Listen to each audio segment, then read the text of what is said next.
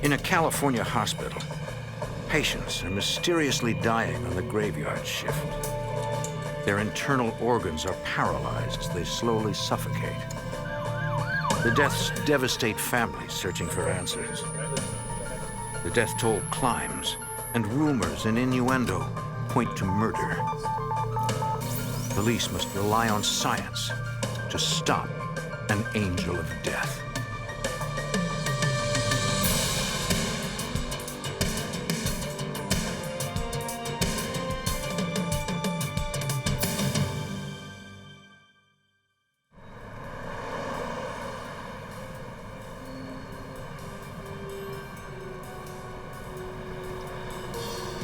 In this program, some of the names of the participants have been changed, as well as the name of the hospital.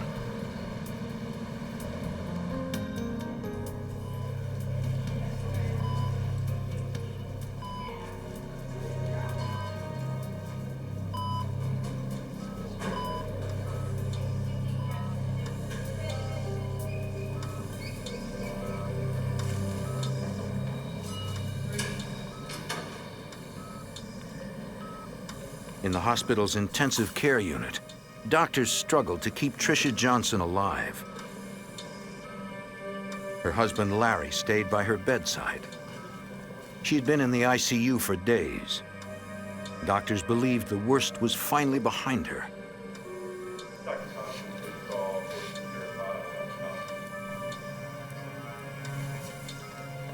Around 3:00 a.m., he went to get a cup of coffee. As he left his sleeping wife's side, he had no way of knowing it was the last time he would see her alive.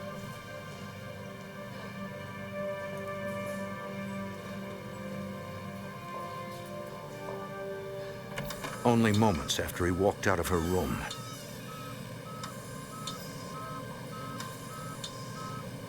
Tricia's vital signs began to plummet. The nurse's station was alerted. She was in full arrest. The trauma team rushed to Tricia's room. Her heart had stopped.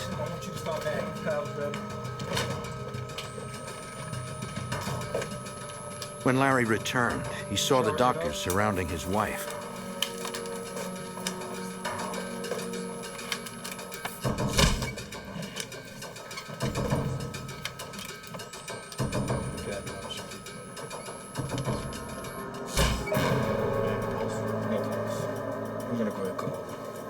There was nothing else they could do. 247. She was dead.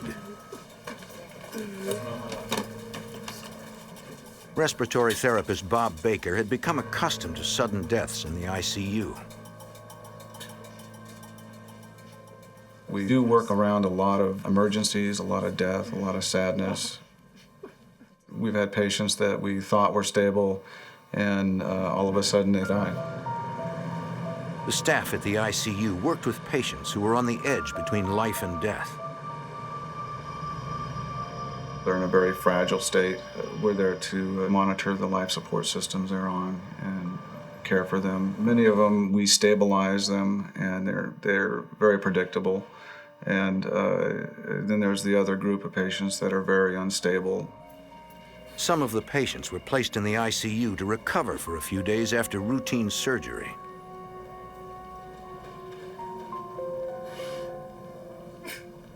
John Schwartz was admitted to ICU after he had his hip replaced. His granddaughter, Mary Nickel, was grateful his recovery was going so well. His prognosis was he's going home in 4 days. It was the holiday weekend. It was a Friday, and they wanted him to go home on Tuesday.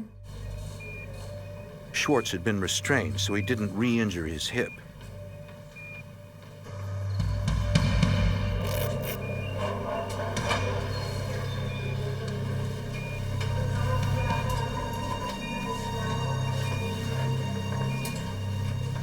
When a nurse went to check on Schwartz later that night, he found him on the floor. It seemed he had struggled free of his restraints. The code rang out, and all the staff on duty rushed to Schwartz's aid. Ready? 1, 2, 3. I got air, Doc. He was healthy, and he just needed rehabilitation, learning to walk again with a new hip. And that's all it was. He didn't have anything else wrong with him. The doctors, nurses, and respiratory care specialists did all they could, but it was not enough. Sim CPR. Give him a milligram of epi, please.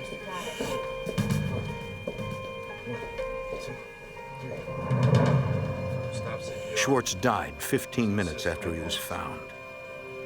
Mary Nickel was shocked. Let's call it 137. I wasn't ready for it. I had no inclination that he was going to pass because he was healthy. He had a good heart. It was extremely unusual for someone to die after a routine hip replacement.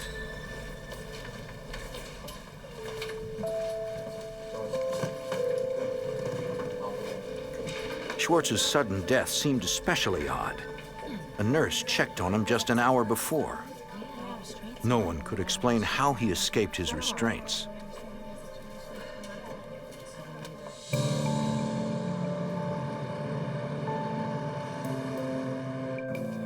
The rising number of strange deaths bothered the respiratory therapists as well. No one was certain whether something was wrong or if the deaths were just a coincidence. Over the next months, the ICU continued treating a large number of patients. When Sarah Ascari was rushed to the hospital, she was having trouble breathing. But now she was off the respirator and stable.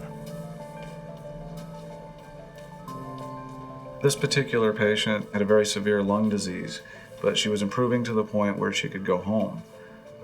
We had her on a what we call a BiPAP. She didn't need that anymore. She was getting better. But Sarah Ascari would never make it home.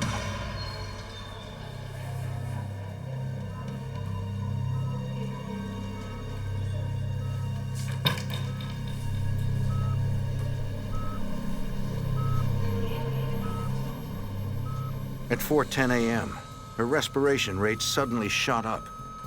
4 minutes later, she stopped breathing. Second floor nurses station, please. Then her heart stopped. She's got asystole on the monitor. Can you check her breath sounds, please? Yes, can we help you? The patient had a do not resuscitate order, so the staff could not make any attempt to revive her. Sarah Ascari was dead.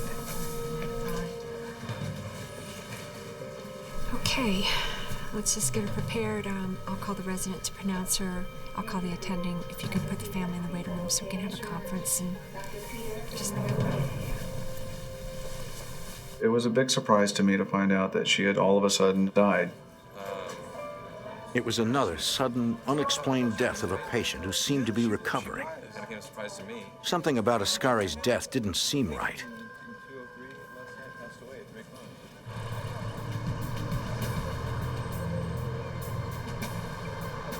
Place any orders. The strange deaths concerned Bob Baker.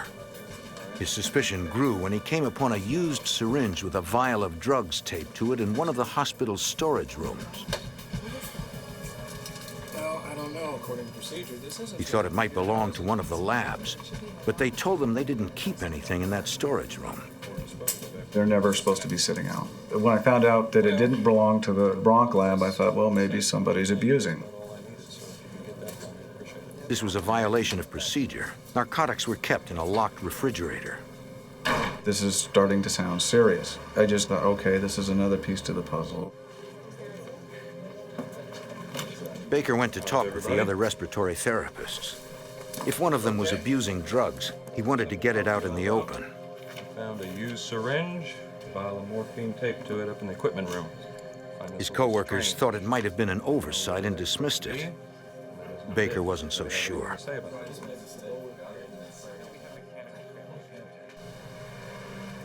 Throughout this entire time, Jean Coyle was a frequent patient at the hospital. Seeing her through her many hospital visits was her daughter, Michelle Elmore. She started having more and more breathing problems and more frequent visits to the hospital. And she would get breathing treatments.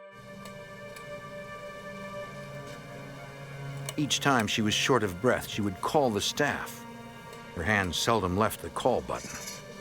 Ma'am, please stop pressing the button. I'm going to take care of it. The nurses are on their way. Are they gonna bring my pillow? Yes, they're going to bring your pillow. My mom would get frightened about her breathing, and she felt more secure being at the hospital when she couldn't breathe.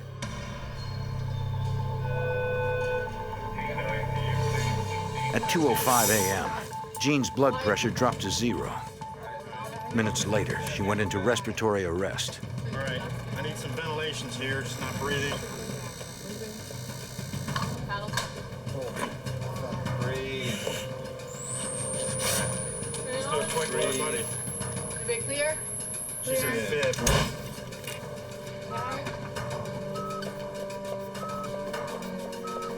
Good. Hi, you're coming around. It's gonna be okay. It's gonna be Step forward a little okay. You're doing great. Take a deep breath. Good. Okay. You're doing great. 125 of lidocaine and give her an amplified car. Okay? 5 IV. Jean bounced back quickly. Within 40 minutes, she was stable and well-oriented. I got a call from the hospital late at night. I was shocked as I had just talked to her and she was fine before that. I asked the nurse what had happened. Did she have a stroke or a heart attack or something? What caused that? And she said that they didn't know the cause. It just happened. Mom, how are you doing? Michelle's mother explained what had transpired. Did they tell you what Mom told me that she had felt funny that evening and she couldn't breathe. So she pushed the button for the nurse, and she remembers waking up to being resuscitated by Mr. Efren Saldivar, who was the respiratory therapist. The next morning, Efren Saldivar took the blood sample to the lab for testing. Good. Just sit it down.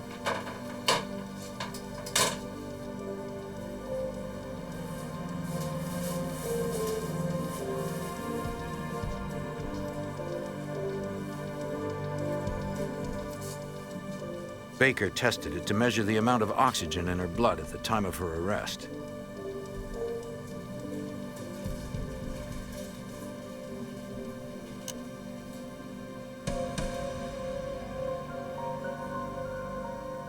Her oxygen levels were normal. This was highly unusual for someone who had suffered a heart attack and nearly died.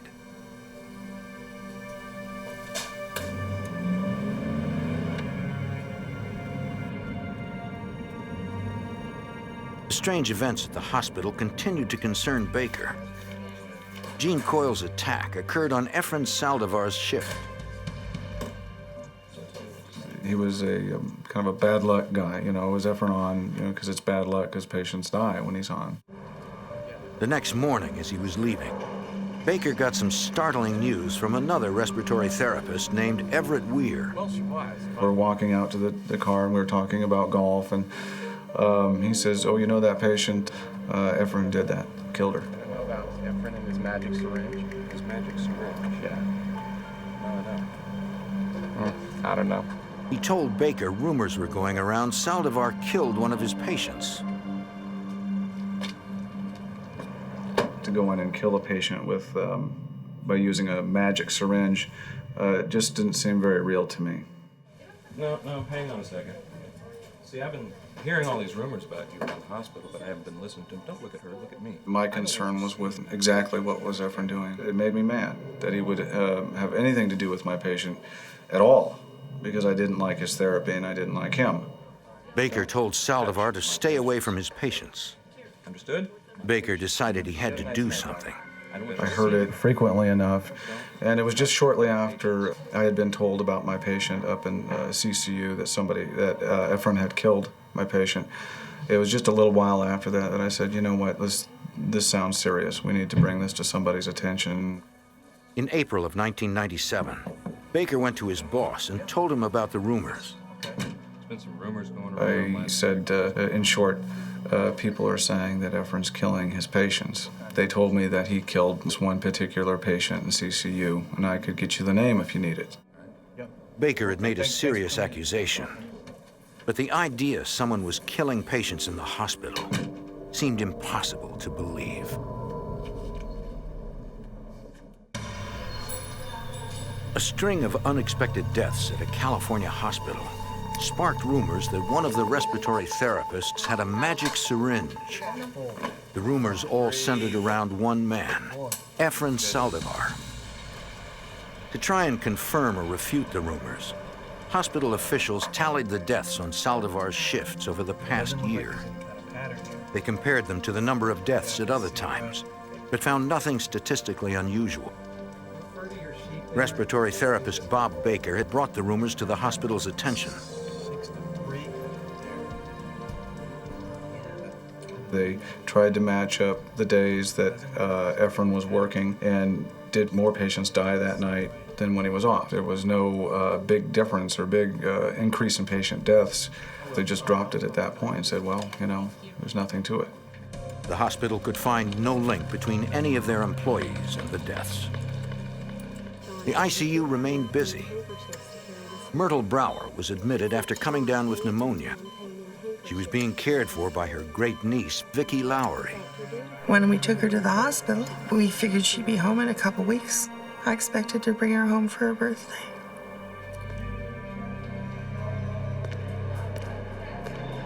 After several days in the ICU, she suddenly stopped breathing. But her heart continued to beat. She was slowly suffocating. The puzzling deaths were difficult for the families to accept. When you care about your loved one, you bring them into the hospital, you expect them to be taken care of. You go home that night knowing that they're safe and being taken care of by professionals. And you take solace in knowing that life is sacred to the people who work in that institution. And we're going to do everything we can to help your relative and care for them. Hospital officials were aware of the rumors that something strange was going on, but did not have enough information to do anything about it. That all changed when an administrator received an anonymous call. A man claimed a lady friend on the hospital staff told him a respiratory therapist was helping patients die. The man refused to reveal his friend's identity, but told the administrator to look at Efren Saldivar. The administrator asked the caller for his name, and he told her it was Jeff Broden. All right, thank you. Yeah. Hospital officials went to the police. Glendale Police Officer John McKillop. I got a call from the chief's office. Come to the office, we have a situation that we have to discuss. You don't get invited to the chief's office to discuss a case normally. It's a, I knew there was something major going on. Hospital administrators related what Jeff Broden told them. The officers advised the officials to take Saldivar off their work schedule for a few days while they investigated. Police suspected Broden may have an ulterior motive. Detective Anthony Fuchsia ran a background check. When somebody's making an allegation that people are being killed, we want to know whether or not these individuals who are making these comments, you know, are of good moral character. We ran Jeff's background through the computer system and found out that he had a pretty extensive criminal history. He was arrested for attempted murder. He was arrested on some theft charges, narcotics possession charges. So he's familiar with the criminal justice system, and he's got a criminal mindset. He may have cooked up this story to extort money from the hospital. Detective Fuchsia and his partner Will Curry located their informant.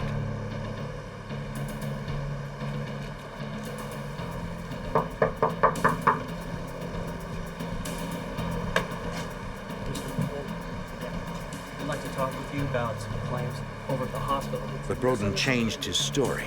He told them everything was a big misunderstanding. He must have heard wrong. Nobody was killing any patients at the hospital. I ain't got time for this. No disrespect.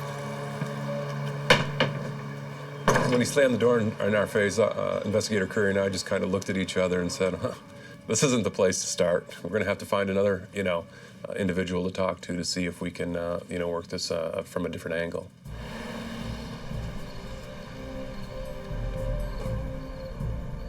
Hospital administrators told police Evelyn Abrams could be Broden's lady friend. She often worked the graveyard shift with Efren Saldivar.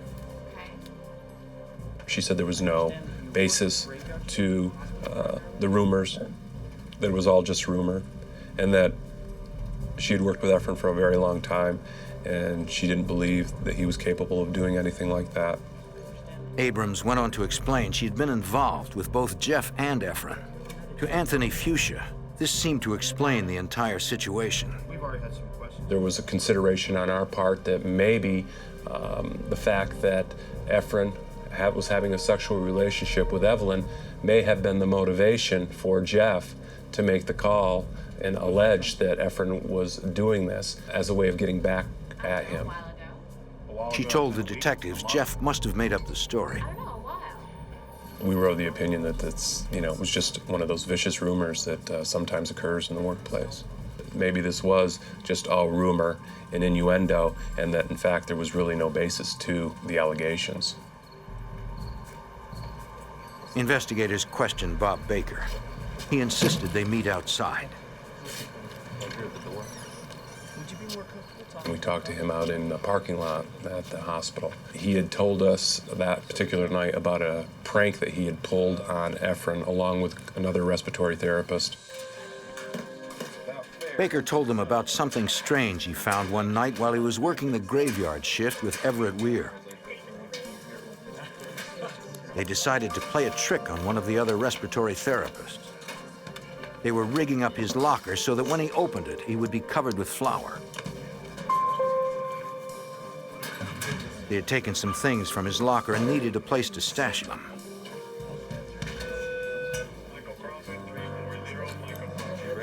Knowing Saldivar was not scheduled to work for a few days, they decided to borrow his locker. Inside, Baker noticed a plastic bag bulging with drugs. The bag of drugs was fairly huge, and it was full of morphine and Demerol and Valium and bag just stuffed full of drugs. You could think at that point, well, maybe he's selling it to someone. And then I saw on the shelf 2 vials of succinylcholine. Succinylcholine chloride paralyzes the muscles and is used to make it easier to insert breathing tubes. It can be an extremely deadly drug if administered improperly. When you are paralyzed with succinylcholine, you can still hear and think and feel, and that's the reason we give the morphine or give them a sedative to put them into a dream state, because it's extremely terrifying. If you can imagine being completely paralyzed and you can see and you can hear and you can't move a muscle, and your brain's completely working normal. When I saw the succinylcholine in the locker, it's obvious that he could not abuse this drug. This could not be for personal use. He would kill himself. Baker told the officers he kept quiet about what he had found. Nobody outside of the doctor is supposed to be in possession of that. So when he saw that in Efren's locker, it raised a red flag for him. But he told us he didn't go to anybody with that information because he was in Efren's locker, kind of what he thought illegally. Suspicious of Baker's motives, the detectives went to Baker's supervisor. He said it was common knowledge Baker and Saldivar hated each other. He thought Baker made up the magic syringe rumor in an effort to ruin Saldivar's reputation. Do you think there's any truth to this? Well, there may have been some bias there on the part of Bob Baker as to the statements that he was giving us. Were they skewed a certain way to put Efren in a bad light? That's something that you take into consideration. The detectives hadn't uncovered much. Both Broden and Baker had motives for making up the rumor. And in the middle was Saldivar's co-worker on the graveyard shift, Evelyn Abrams. We were on this roller coaster ride from day one. We all kind of thought at that time that it was probably just a dark rumor, or it was just someone's ploy to get money out of the hospital. The hospital had kept Saldivar off work for the entire week. But for detectives, the next step was clear. Based on everything, we're getting dead end, dead end, dead end. No, it's not happening. And then, you know, ultimately we got down to, okay, let's bring in Efren. I'll bring him in. Well, Chief and I just spoke. It was time to pull in Saldivar. Right now, get him in here, get your list of questions. Okay. They had no idea what surprises he had in store for them. I'd like to speak with Efren Saldivar, please. Yes, please. Rumors of murder at a California hospital sparked a police investigation. Let's do a quick 25. All the rumors seemed to center on one respiratory therapist. To find out whether they were true, detectives decided to question Efren Saldivar. They asked him to come down to the station. At this hour, Detective Will Curry was the only investigator on duty. Mr. Saldivar. He told Saldivar about the rumors and asked him to take a polygraph test to clear the matter up. Why don't we just go and meet with Detective Youngblood?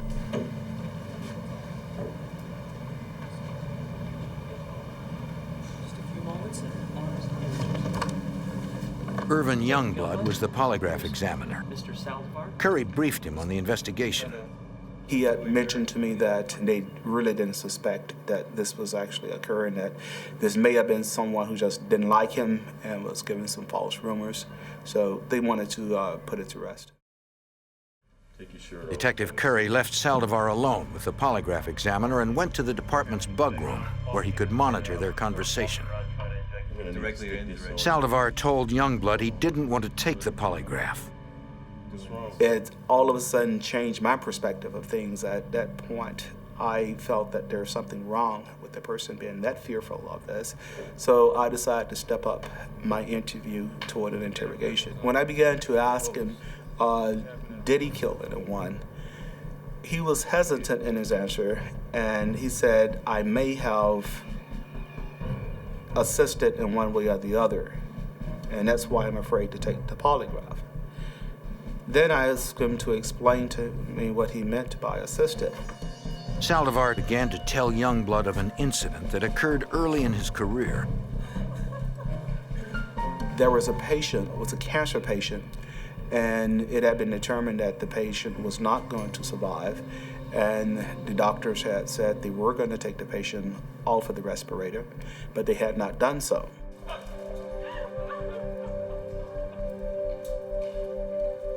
He described to me as how he saw that the patient was still breathing.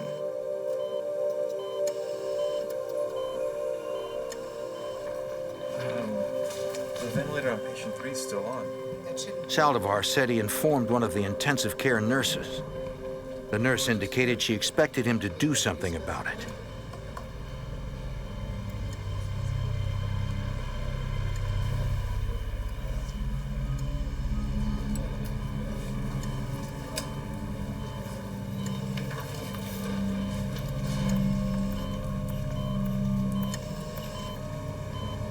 So he decided to go in and literally cause the patient to suffocate.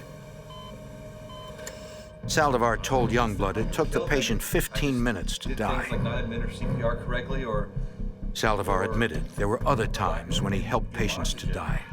how many times did this happen? Youngblood pushed him to reveal the number of patients he had It's murdered. not just me, it's the nurses too. Saldivar thought it was less than 50, but was unsure of the exact number. And he later said that could be up to around 90.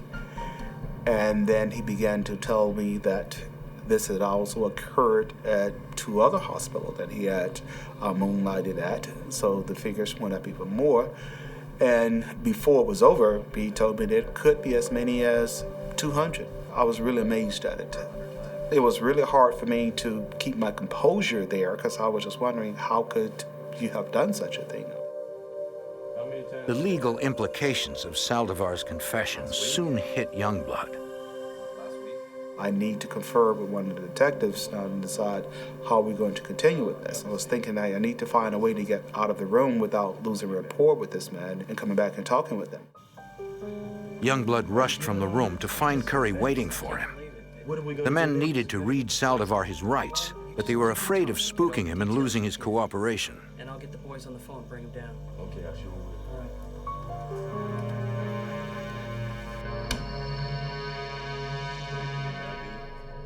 Was it a man or a woman? I don't remember. Detective Curry advised him of his constitutional rights, and surprisingly, he waived his rights and continued to talk to us. The investigators expected Saldivar to deny everything, but suddenly they had a serial murder confession. I don't care about that. I need you guys to understand. Detective Curry asked for help. Sergeant McKillop got the call. And it was Will Curry telling me that we got a major problem and I better come back to work. He said this guy's rolling over. Detective Curry placed Saldivar under arrest. Stand up, sir. Turn around and put your hand. Detectives Fuchsia and McKillop arrived within the hour. They also called the district attorney and their chief. This was potentially the biggest case of their careers. If Saldivar's confession was true, then he had murdered more people than Jeffrey Dahmer, Ted Bundy, and John Wayne Gacy combined. He said that he had been doing this. He killed his first patient approximately 6 months after he became a respiratory therapist, and he became a respiratory therapist in 1989. And remember, this interview that we were conducting with Saldivar was taking place in March of 1998, so we're looking at 9 years of work that he had been doing at local hospitals. Saldivar's confession was shocking, almost unbelievable, according to Glendale detective Mario Yagoda. Did we have a person that was psychologically unstable, or did we truly have a murderer? And that's what made it difficult, even after his confession. Because the confession, a lot of things he was saying, a lot didn't make sense, and a lot did make sense. According to the district attorney's office, the confession was not enough. To convict Saldivar of murder, they needed corroborating evidence. Well, the district attorney told us at this point all we had was a confession. We had no physical evidence, we had no identified victims, that there were a number of things that we had to do before we could even think about filing charges against Mr. Saldivar for murder. We're not going to let him go. We need to bring all the resources that we can bring to bear. Guys you have. The detectives had only 48 hours to find hard evidence of Saldivar's crimes. Without it, they'd be forced to free him. If he was a serial killer, the investigators knew putting him on the streets could mean more innocent people would die. Rumors a serial murderer was killing patients in the ICU at a California hospital prompted a police investigation. They had their suspect, Efren Saldivar, behind bars. But to keep him there, they had only 48 hours to find physical evidence of his crimes. If they failed, Saldivar would walk free.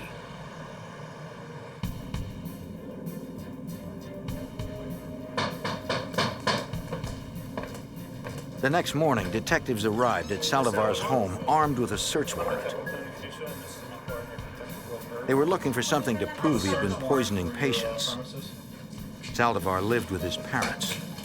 His older brother stood by, watching as they searched Efren's bedroom. The officers uncovered almost 100 pornography tapes, but they didn't find any paralyzing drugs. They did find Versed, a sedative often used in conjunction with a paralyzing drug called Pavulon.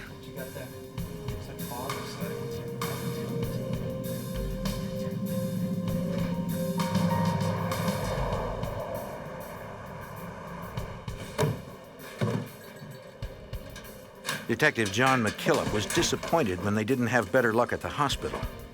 We didn't find Pavulon or 6-phenylcholine chloride. And again, we believed those drugs were used, so the only thing we could rely on was, up to that point, was the word of Bob Baker, who said he saw one of those drugs in his locker. But we can't prove that he saw it because we never found it in his locker. They did find the printout of a blood gas test. The name on the bottom concerned police. Well, one of the things that sticks out in my mind was a paper that where he had listed himself as Dr. Jack Kevorkian on the paper. And obviously, we all know Dr. Kevorkian as an individual who believes in assisted suicide. And that kind of struck us as odd and suspicious in and of itself, that here we have somebody who's confessed to killing a number of patients, and he's got something in his locker at his workplace identifying himself as Dr. Kevorkian. That's not, the doctor's name is not him. They didn't know the significance of their find, and it still didn't prove Efren killed anyone. I understand, all we have thus far is a confession. That's not sufficient in itself. We need additional substantiating information. Well, I got my investigating. Well, here they are now. What do you got, guys? Here's the file. He's locked up. He got his confession. As far as the law goes, you can't just file criminal charges on somebody by what they say. And if it's a murder in particular, you have to have a body and be able to prove that the body was murdered. In this case, we didn't have a body. We had no proof that any person in particular was murdered. On a confession. It's not enough by itself. The detectives had run out of time. Their 48 hours were up. They hadn't found enough evidence to formally charge Saldivar. The detectives would now have to put a confessed serial killer back on the street. I just started thinking about what we have to do now to get the evidence, and I could have killed a lot of people. How can you just let him go? The Glendale police needed to find some hard evidence to put Saldivar behind bars. But it now seemed that finding it would be nearly impossible. None of us had ever dealt with a serial killer before, so it was something that took us all by surprise, along with the fact we have no evidence of any homicides, nothing. All we have is a confession. So there wasn't really anything tangible for us to identify at that point. So it was, there was a bunch of different emotions that were going through all of our minds. The detectives set up headquarters at a house on hospital property. They needed a secure place to conduct their investigation. Information leaks could prove fatal to building a case against Saldivar. We knew we were going to be under scrutiny from the public and from the press, and we also knew that we had a suspect out on the loose. He was no longer in custody. The progress of the case had to be kept very confidential from him, from the news. We really needed to keep this one under wraps, and being in the police department with such a big investigation, there's no way we could have kept the information confidential. The officers started gathering the hospital records of Saldivar's patients. In them, they hoped to find evidence of murder. While detectives began looking into the past, they made sure not to lose track of their suspect. Saldivar could run at any moment, and investigators knew there would be nothing they could do to stop him. Efren Saldivar had admitted to killing as many as 100 patients at a California hospital. But without physical proof to back up his confession, detectives are forced to free him. Detective Randy Osborne conducted interviews with Saldivar's friends and family to see if they could shed any light on his guilt or innocence. I wanted to find out as much as I could about Efren Saldivar, dating back to his early childhood. I even went to his high school and got a copy of his yearbook, contacted schoolmates. Detectives tracked down one of Saldivar's high school girlfriends. Do you know Efren Saldivar? Well, yeah, She said her last conversation with Saldivar disturbed her. Tell me about it. They had a conversation about their futures and what they wanted to do in life. And Efren at that time explained to her that he was going to be participating in training for respiratory therapy. She told him that she was impressed by that that was a very noble and worthwhile profession. But then, the discussion took an unsettling turn.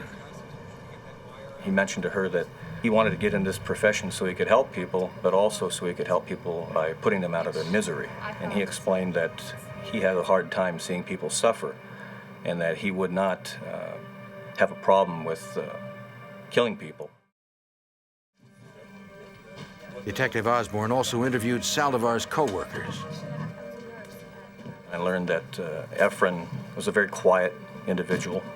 Most people that I spoke to described him as standoffish and quiet.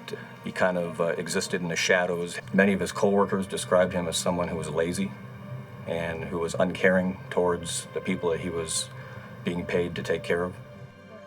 A nurse who often worked with Saldivar spoke with the detectives. She told them a few years ago he did something she found very disturbing. When I asked Efren if She explained to us that she was working at the hospital with Efren, and that there was a male patient in one of the rooms who was there in very bad condition, near death. And one night, she heard an alarm go off in the patient's room. The patient had stopped breathing. Efren was in the room at that time. She started to work on the patient. She looked up at Efren and she stated, "Can you come help me? This patient is flatlining." At that time, he raised his finger to his mouth and went shh, as indicating to her, don't do any work on the patient, leave well enough alone, and just let him pass away. That shocked her. And at that moment, another nurse came running into the room, and they were able to resuscitate the patient. That really shook her. She didn't want to work with Saldivar after that. At that time, she said she felt she had to come forward with this information. This information about Saldivar was troubling. If he was poisoning patients, then investigators would have to try and understand why in order to find his potential victims. John Trestrail of the Regional Poison Center in Grand Rapids, Michigan, has devoted his life to the study of poison and those who use it. The angel of death would be the kind of person who plays God. He selects a group of people or an individual to eliminate them, and this power gives them some kind of a psychological rush to be able to say, I will take your life whenever I choose. These people tend to be what I call stealth killers. They come at you when your back's turned, they come at you in the dark. Poison is very hard to find. Unlike a gunshot wound where the bullet's entry is easily recognizable, if investigators don't suspect poison, they won't look for it. In a poisoning case, the unknown offender rate is 20 to 30 times higher than any other form of murder. What does that mean? It means that the chances are 20 to 30 times better that you'll get away with this than any other form of murder. Death by poison is particularly insidious. The victim has little chance of avoiding his fate. If you are the victim, you'll never see it coming. There's no defense. Breathe it, drink it, eat it, inject it. You'll never see it. The officers realized the prospect of finding poison was not good. They asked for help from many agencies who all told them they had little chance of finding paralyzing drugs. Detective Daniel Hinojosa. We had consulted certain members of the FBI, and they had worked on similar cases involving the drugs that we were looking for, involving the drug Pavilon and the drug succinylcholine chloride. It was their opinion that we needed to find a certain type of toxicologist who could assist us in extracting these samples, because as far as the majority of the scientific and medical community was concerned, we weren't going to find these drugs. The detectives had no choice but to move ahead. If they ever hoped to find evidence of poison, it was now buried with the suspected victims. To find the victims, the detectives realized they would have to decipher thousands of complex medical charts. It was unfamiliar territory.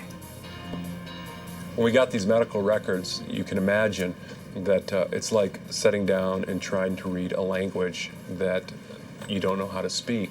So all of us had to go out and buy medical dictionaries to understand a lot of what was being said in these medical charts in terms of the treatments that the patients were receiving, the medical conditions that they were being treated for. The detectives began searching the charts for suspicious deaths. Yeah, again. They consulted experts like Dr. Dale Isaeff to help them identify the possible use of poison. What particularly I would look for, and I saw a number of examples of this, is that the patient had been admitted with a serious illness, had responded to treatment, and was doing relatively well. In review of the vital signs, the respiratory pattern, pulse, blood pressure, heart rhythm on the monitor appeared to be stable. And then the patient abruptly experiences a decrease in heart rate, where the heart would progressively decelerate or go slower over a relatively short time period, over a few minutes or so, where the patient would experience then full cardiac arrest with the heart activity just ceasing altogether. Notes made by the hospital staff provided initial clues.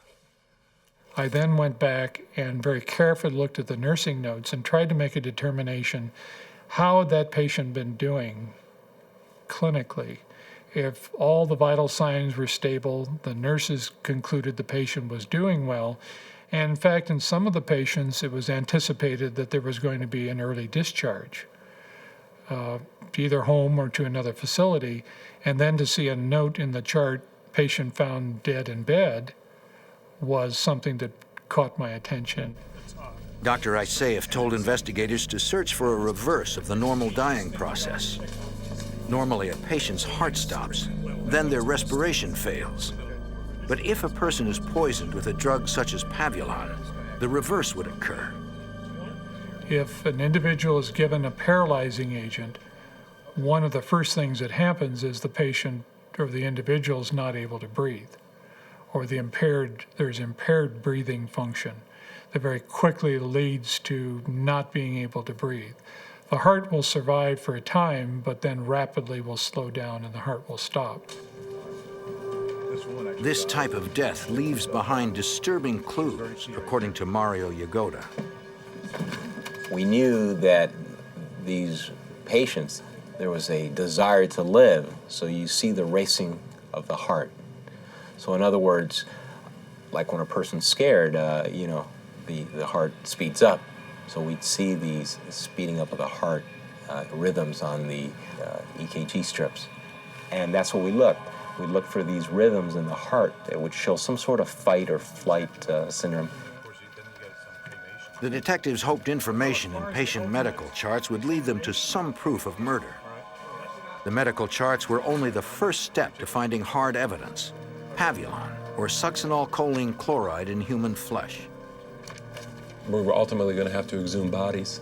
We were going to have specialists come in to test the tissue samples that we got during the autopsies to see whether or not these drugs were present, whether or not these drugs were even going to be detectable. Okay. And you can't tell. The detectives had to find some way to narrow the potential victim list. So we decided that we would probably pick a number of about 2 years prior to the incident. From that, we had to go through and compile every patient that had died at this hospital while Mr. Saldivar was on duty. Because more recent cases offered a better chance of finding traces of paralyzing drugs, they ignored Saldivar's first 7 years. That brought their list down to 171. Of those, 54 were excluded because their remains were not available. That left 117 deaths to investigate. Each detective took a series of patients. If they found anything suspicious, they had to present it to the group. This is exactly what we're looking for. You notice how the neurological line is. And we had to go to bat for them. We had to fight in a round table type of atmosphere where we all got together, we presented our cases, and we discussed our cases, our individual cases, and why it is we thought that they should be exhumed. And of course, we couldn't exhume them all. When they found a patient who fit the profile, they posted their name on a board of possible victims to exhume. The list was beginning to grow. Deciding who to exhume was their first problem. Finding evidence of poison was their second. I'll be right here. Let me know. For help, they contacted Lawrence Livermore National Laboratory, a high-tech government research facility near Oakland, California. It employs approximately 10,000 scientists doing chemistry, physics, nuclear, and forensics work. Brian Andreessen is director of the lab's Forensic Science Center. He was unsure he could help when he first learned of the drugs the police were searching for. I looked up these drugs and everything that had been known about them. And it was interesting, a lot of these drugs, of course, to be used in people, have to be tested, and the data on that testing has to be published, and I read all those papers, but no one had really taken these drugs out of a healthy human and then analyzed it after someone had died and been buried for a long time, because that kind of work had not been done with these drugs to any great extent. Andreessen also learned succinylcholine chloride, the drug spotted in Saldivar's locker, quickly breaks down into chemicals that are naturally found in the body. Their best bet was to test for pavulon, but no test existed that could detect pavulon in decomposing human tissue. He would have to develop one. I wasn't that confident because it never really had been done before, but I was willing to give it a very substantial try to see if I could develop a protocol that would work. On March 27, 1998, the story of Saldivar's suspension and the possible murders broke in the media. The community was outraged at the possibility their relatives had been murdered in their hospital beds. The phones were ringing off the hook at the station, as well as the off-site where we were now housed at, with people wanting to know whether or not their loved one was a victim of Saldivar's. Officers used the information provided by family members to aid their investigation. What do we got? The inquiries that we received from the families helped us in two ways. One is we went back and looked at those particular cases. If they felt they were suspicious, maybe it warranted some additional research on our part. If this case is suspicious, well, this warrants an additional interview with this family member. What did you see? Where were you? Where were you at bedside at the time that your loved one passed away? In the midst of the media frenzy, officers watching Saldivar's house noticed he had not returned for several days. At that point, I believe he was still in hiding. We didn't know his whereabouts. So we did lose track of him for a while after he was released from custody. If Saldivar had fled, the detectives knew they'd have little chance of ever putting their suspected serial killer behind bars.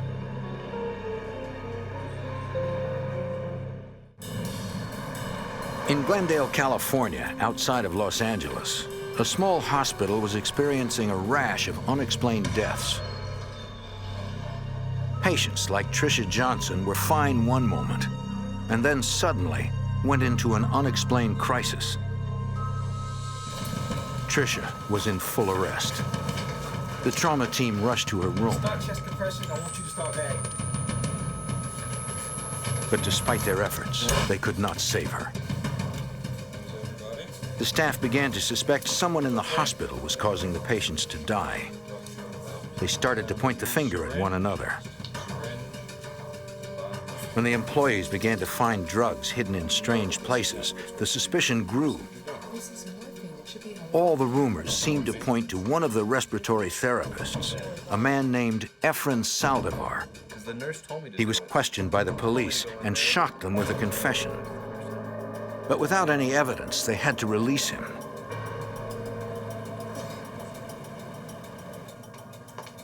To find proof of murder, police turned to thousands of complicated medical records that spanned over 9 years.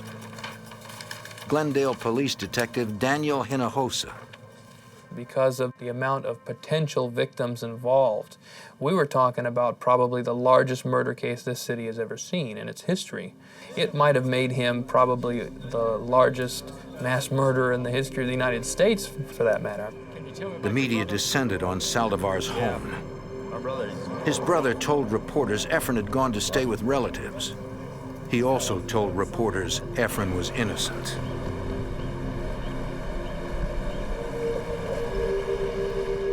Glendale officers say Saldivar targeted elderly patients with do not resuscitate. Larry Schlegel saw the news report on Saldivar's confession.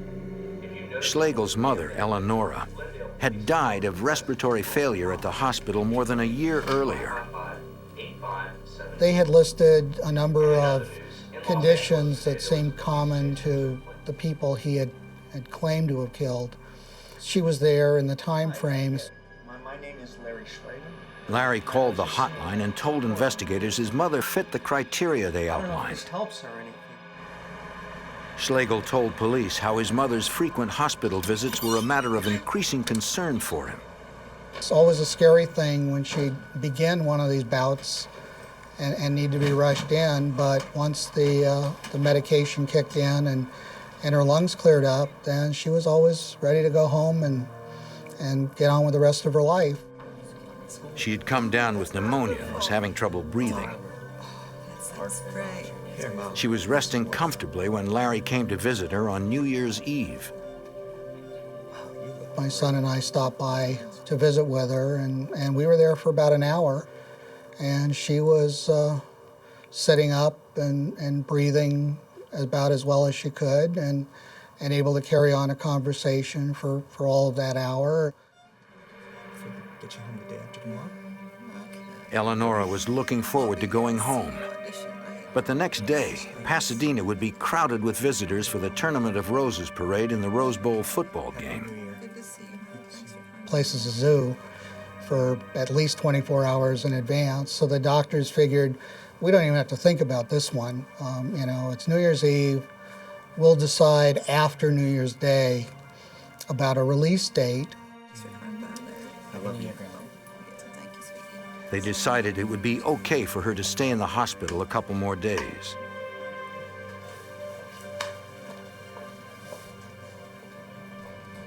When Eleonora Schlegel checked in, she had asked that she be classified as a DNR, or do not resuscitate. On the early morning of January 2nd, her vital signs were stable and she was planning to go home. Later that morning, the nurse returned to check on her.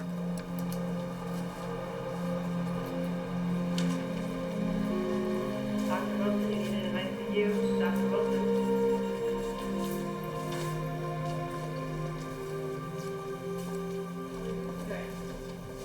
She had stopped breathing, and no pulse could be detected.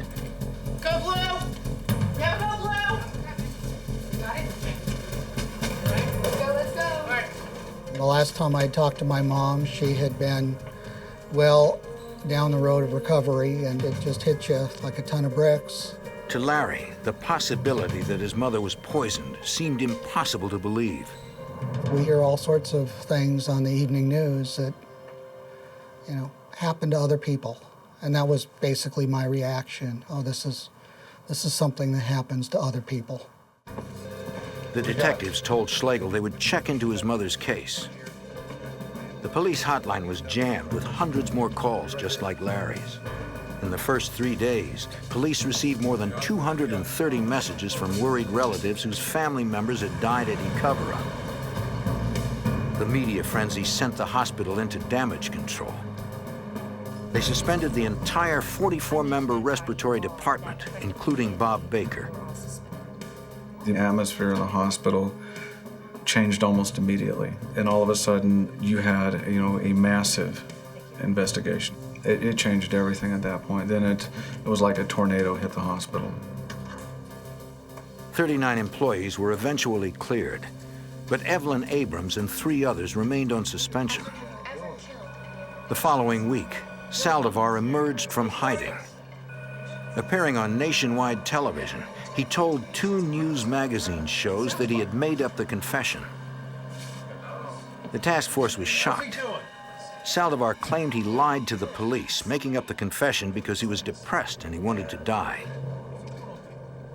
So his rationale was that if I confess to killing a number of people, that I'll be found guilty of murder in a trial, sentenced to death by the state, and the state can do what I couldn't do for myself. I told you that. I didn't have the guts. Saldivar was taking his case to the public. Detective Hinojosa recalls the frustration the officers felt. Because I was being accused. Had this just been some kind of a sick joke that he had been playing on us by making this story up? We as investigators wanted to get to the truth. And if that was the truth, then we were obliged to take that information and figure out which side was the truth. Did he do it or did he not do it?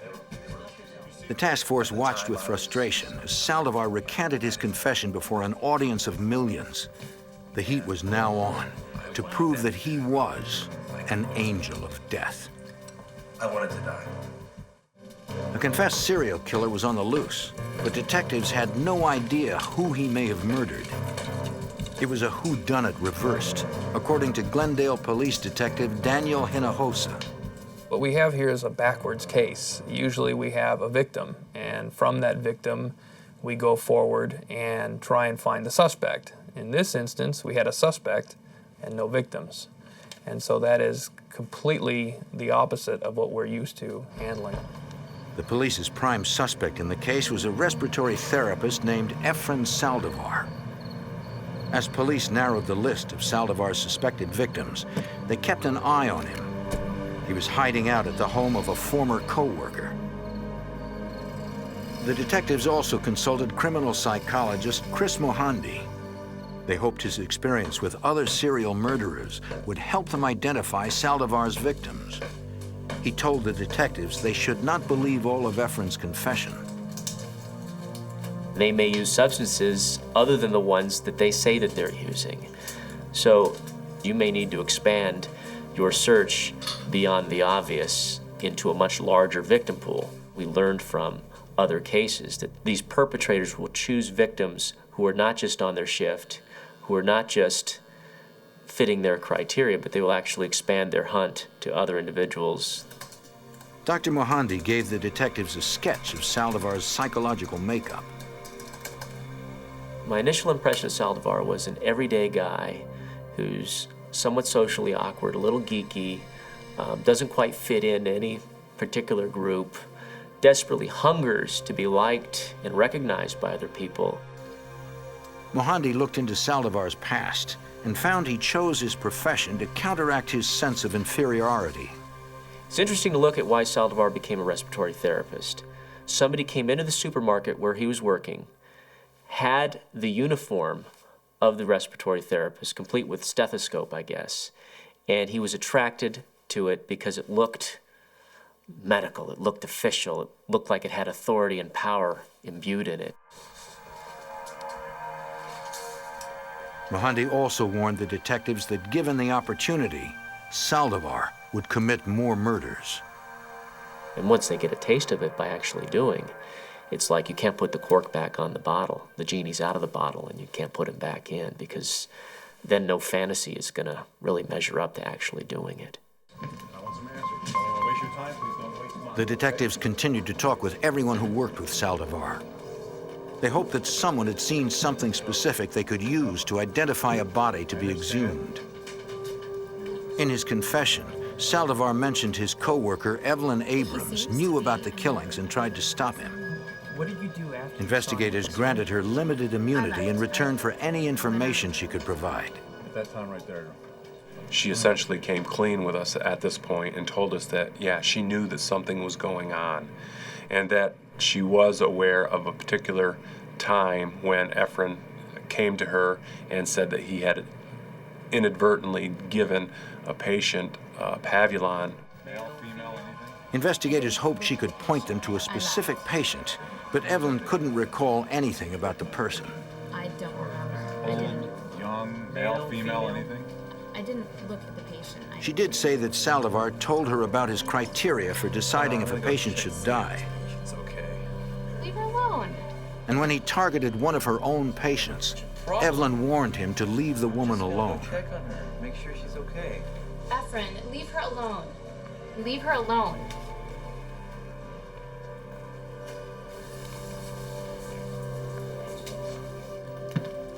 So there's no Evelyn's admission was incriminating, but it still didn't point investigators to any victims.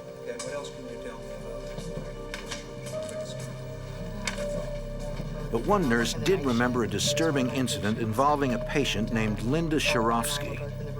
She had trouble breathing and was placed on oxygen. The nurse asked Saldivar to collect a blood sample.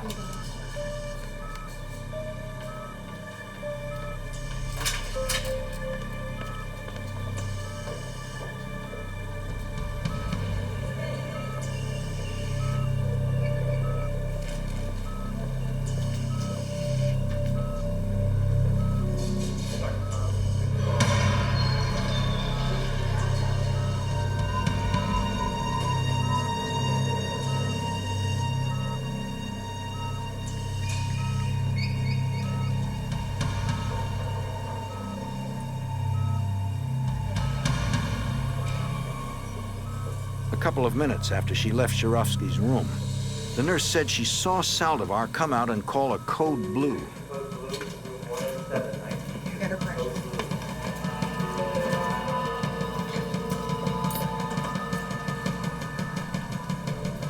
The nurse was surprised to find the patient totally unresponsive. Shirovsky had suddenly stopped breathing, and her muscles were flaccid, as if she were paralyzed. And yet the monitor showed that her heart was still beating strongly.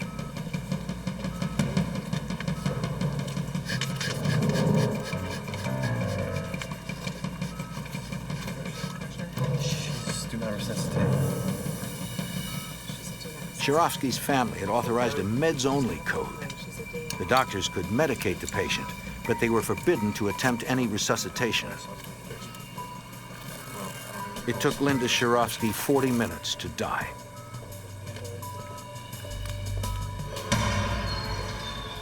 The nurse was confused because the woman had been responding well to treatment. Investigators placed Shirovsky on their list for exhumation. The detectives continued to monitor Saldivar's whereabouts as he changed jobs. They still feared he might try to flee. We believed he was thinking of taking off, and he had made a statement again through the surveillance. We saw him talking to somebody at the credit union when he made the withdrawal, and upon follow-up, the credit union said he made a comment about, fleeing the country. So that was a real concern all the way through, and that was another hidden pressure to get to the bottom of this case. We didn't want to lose him. Finally find the evidence, and he's gone. Helping to find the evidence was Brian Andreessen of Lawrence Livermore's Forensic Science Center. He was struggling to create a test to find pavulon in exhumed human tissue. There was a number of people who voiced opinions that this could be a waste of money, could be a waste of time because the drugs are so low concentration. It was a long shot. Andreessen knew pavulon could sometimes be detected in urine. He planned to process tissue samples from the exhumed bodies to make a urine-like substance, which could be tested with a mass spectrometer, a machine that determines the makeup of a substance by measuring the weights of its elements. He had no idea whether it would work. He had dedicated nearly a year trying to perfect the test. I got involved with it, and I started just putting in the hours and going on, and it would be 16-hour days, day after day with failure. I mean, it's kind of depressing because I couldn't get anything to work. I almost abandoned my house. I was like living in the lab. My neighbors were worried because the lawn was never cut, things weren't picked up. Then the sacrifice began to pay off when Andreessen looked for help from a very unlikely source. We have a big program on the detection of chemical weapons and their breakdown products in the environment. And I took one of these, what's called the solid phase extraction cartridges that didn't work for chemical warfare agents. I says, well, let me just try this. And sure enough, all of a sudden, it trapped pavulon. It was like one of those eureka moments. Andreessen had found his test. Now he just needed the police to find the victims. Saldivar's victims, however, remained mute and unknown. John Schwartz, who died after mysteriously falling out of bed, may have been one of them. His family filed a lawsuit, convinced Schwartz had died by Saldivar's hand. He admitted to murdering many people, and with all of the discrepancies with my grandfather's records and with him being on shift and dying so quickly, my grandfather was checked on at one moment, I believe it was like 3:30, and then he was deceased a half an hour later, a half hour to 40 minutes later. And that was just when the attending physician declared him dead, because they had to find someone to declare him dead. The whole thing was pretty suspicious. You know, he gave us reason to be suspicious of him by admitting to so many things. The task force followed up every lead. Detectives went to meet with Larry Schlegel. His mother died mysteriously while under Saldivar's care. She was getting better. I got a call from some detectives in the police department, and their questions were much more specific, much more about, what had been done with my mom's body. Had she been cremated? Had she been buried? Eleanor Schlegel had been buried. The detectives notified Larry his mother was a prime candidate for exhumation. By the middle of March 1999, the investigators had identified 20 possible victims. That was the largest number of bodies they could exhume. At the original time of death, doctors had declared that every one of those deaths was due to natural causes. McKillop and his detectives would have to prove them wrong. It was difficult for the victims' families, but Detective Mario Yagoda knew they understood the need for the exhumations. The majority of them did cooperate and were willing to help us. They, too, were looking for the truth. Because keep in mind, some of those family members had that suspicion all along. They knew something just wasn't right when their loved one passed away.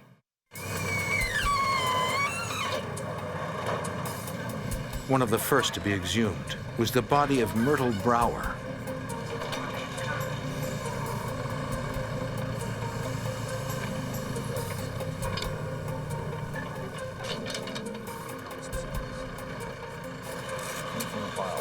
The casket was enclosed in a burial vault made of concrete. The crew from the cemetery hoisted it from the ground. The team took soil samples for testing. They doubted pavulon would be present in the soil, but they could not afford to overlook anything. The anticipated Saldivar's defense attorney may argue that chemicals had seeped into the bodies from the surrounding earth. Detective Anthony Fuchsia made certain the officers were careful not to make any mistakes during the exhumations. We used the same coroner's investigator each time we did an exhumation. We used the same coroner and pathologist to do the autopsies every time. The same forensics technicians from our department do any collecting of samples of water or what have you at the grave sites. We had the system down and we used the same people every time, just for purposes of chain of custody, so that an issue wouldn't arise as to how things were collected. Cemetery workers removed the casket from the burial vault and loaded it into a van for the trip to the coroner's office. Brower's body had been buried for nearly 2 years. To positively identify the remains, the task force supplied the coroner with hospital x-rays, photo identification, and dental records. Here we go, it's body number 1. When all was ready, the investigators broke the casket's seal. Okay. They checked the mortuary band to positively identify the body. The remains were surprisingly well preserved. Dr. Andreessen had warned them that if the remains were too decomposed, finding pavulon would be virtually impossible. The autopsies were unsettling for Detective Hinojosa. These were people that I felt I had almost come to know. At this point in the investigation, I had done a lot of research on these particular people. I had spoken to their family members. I had seen photographs of them. I knew about where they had lived, who they were, what their jobs or careers were. And to see these people now in this way is definitely difficult, to say the least.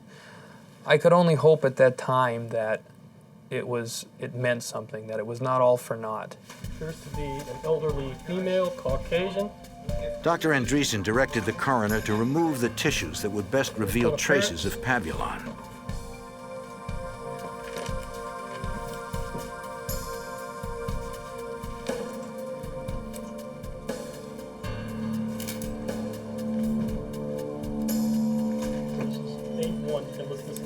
Each tissue sample went in a separate jar, and they all went into a box for transport to the Forensic Science Center.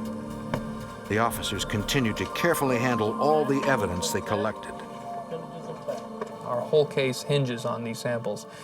We couldn't afford to have these things out of our sight for even a minute. I mean, these things had to be accounted for at all times. From the minute they were extracted from the body to the minute they arrived at the Lawrence Livermore Laboratory, we had to be able to account for them. There was just no exception to that. Anything less could have meant our whole case. The next morning, McKillop and Curry made the drive. 334 miles up Interstate 5 along California's Grapevine, to preserve the chain of custody and deliver the tissue samples to the Lawrence Livermore National Laboratory. Technicians there took custody of the autopsy samples. They'd spent months waiting for this moment.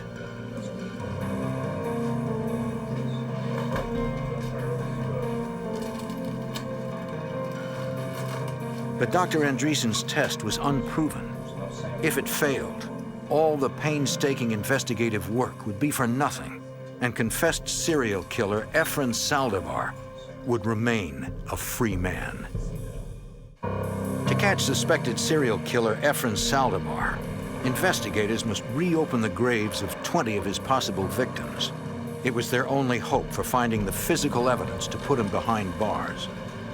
That evidence, a paralyzing drug called Pavulon, must be extracted from the exhumed bodies by an experimental procedure. If it fails, the investigators will have no way to prove their suspect is a murderer. Glendale police officers hand-delivered autopsy samples to forensics expert Dr. Andreessen. He immediately began processing the exhumed tissue. He started by grinding up the samples into a paste-like substance. I first just looked at kidney and the lung tissues, those tissues that receive a lot of blood supply. Because theoretically, at the moment of death, the blood is still circulating greatly in the bodies, and the lung tissues would have great circulation. If we can confirm that the drug's present.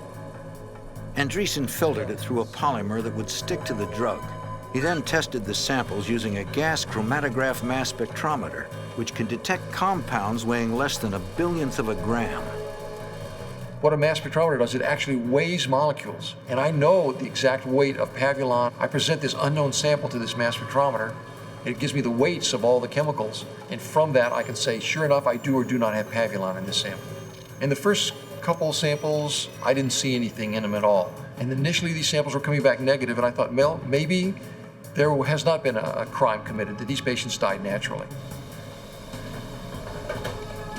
But then, Andreessen discovered the evidence the investigators so desperately needed.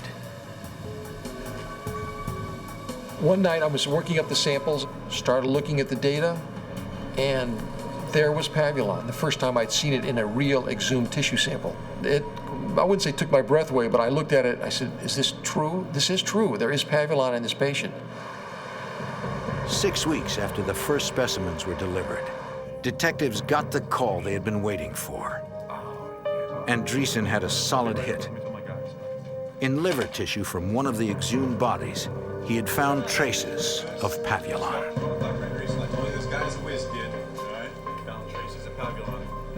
The task force was elated. After more than a year of investigation, their hard work had finally paid off. Check it out. See this to believe it. I'll be right back.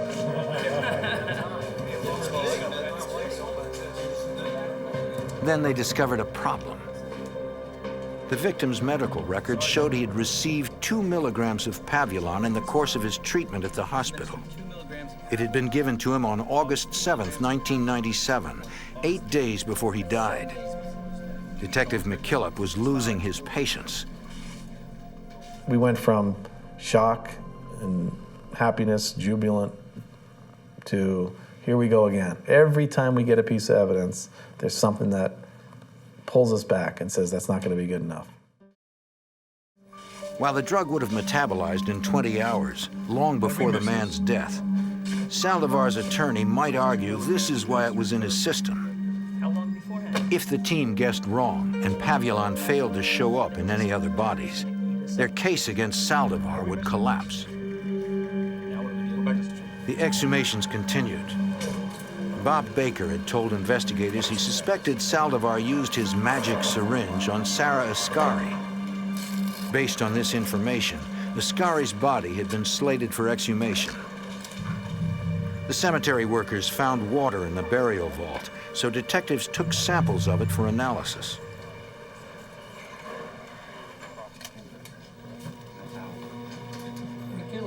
The captain of the department called the lead detective, John McKillop, in to account for his progress, or the lack of it.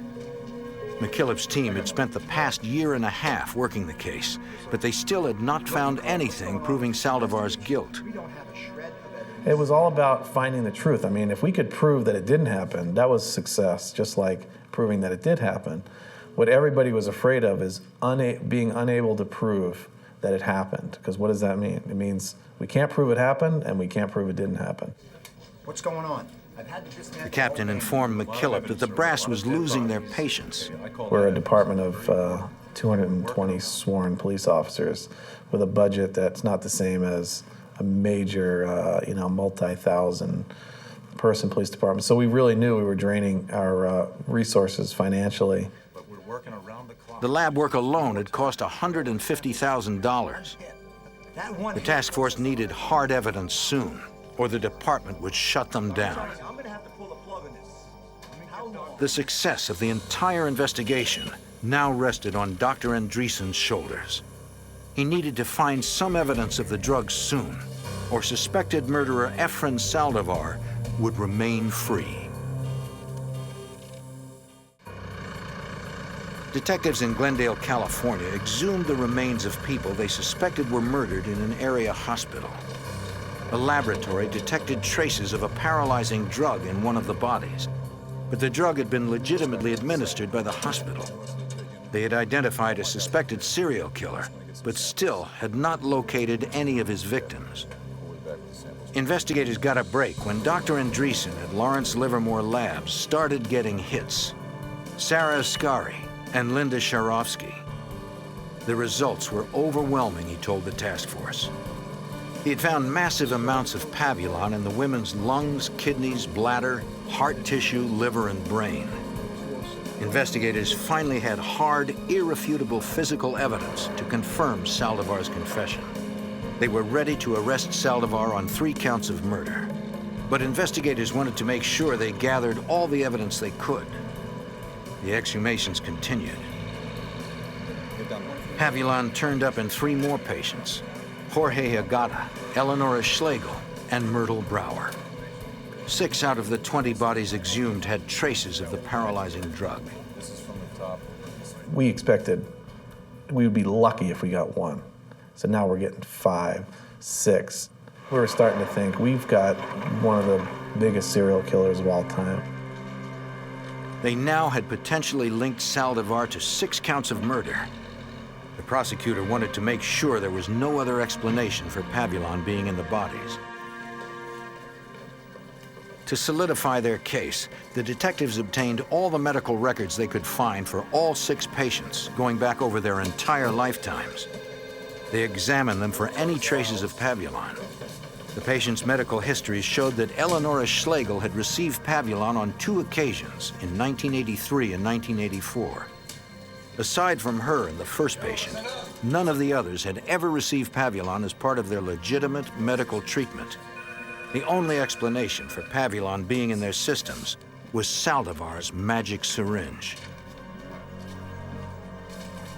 The detectives believed they had a rock-solid case, but their optimism wasn't shared by the DA's office. The prosecutor had some discouraging news. The wrongful death lawsuit brought by John Schwartz's family had been thrown out. The judge had cited a lack of evidence. The ruling only exacerbated the detectives' fears. They went back to review all the charts of every patient in the hospital, all 450 beds on the nights the 6 patients had died. They wanted to make sure Saldivar was not actually treating someone else at the times he was accused of committing murder. He could have been present at each murder.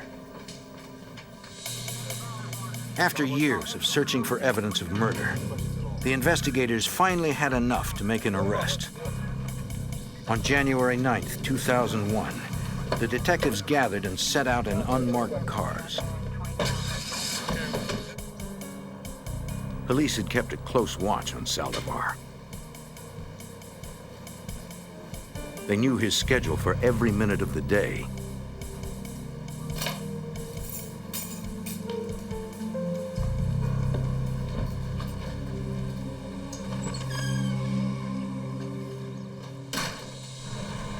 They were waiting for him as he left for work that morning.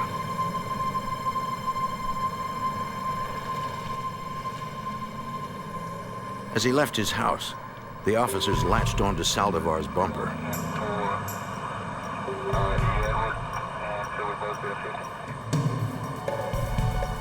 It had been 2.5 years since Saldivar's confession. They almost had him in their grasp, but all they could do was wait for the right moment to arrest the serial killer. They had no idea what he might do when they finally pulled him over, and they couldn't take any chances. When Saldivar turned onto a deserted road, the officers made their move. Driver, you should put your hands out the window now. Both hands! Turn the car off! Your right hand, throw the keys out the window! He didn't fight as the officers surrounded him. Get out of the car! Get out of the car slowly! Turn around! Don't look at me! Keep your hands up! The murderer of defenseless people was now defenseless himself. Stand your knees and freeze right there! Keep your hands behind your head! Detective Fuchsia cuffed Saldivar. A lot of police officers don't get to say they bagged a serial killer during their career. And, you know, there was a lot of times during the investigation where I didn't think this case was going anywhere, and there was a lot of frustration and thought this day would never come. And when it was finally there, and to be able to place the handcuffs on him, it was a good feeling. It was one of satisfaction. Saldivar's freedom had come to an end. You have the right to remain silent. Anything you say can and will be used against the court of law. As the detectives read him his rights, the investigators' long journey to capture Saldivar was finally over. If you decide to answer questions now without your lawyer being present, you have the right to change your mind at any time and request that your lawyer be present before you answer any further questions. You understand these rights? Check the contents of all over there. Side doors.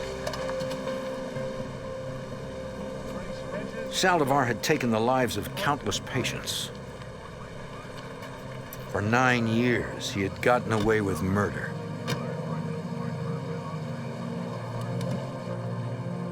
But now, the law would call him to account for his crimes.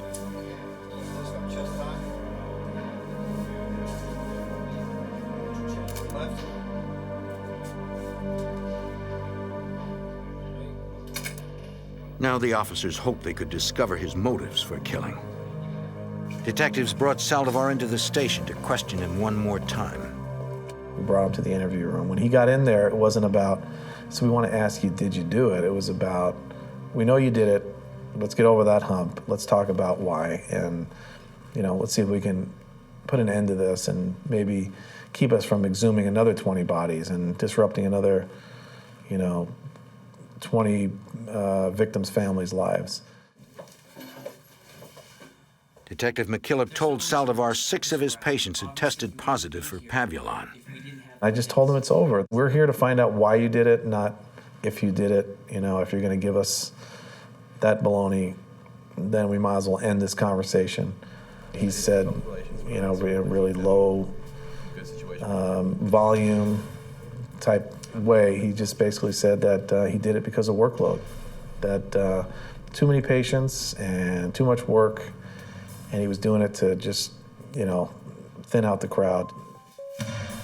But this second confession conflicts with what police psychologist Chris Mohandi believes was Saldivar's true motives for killing.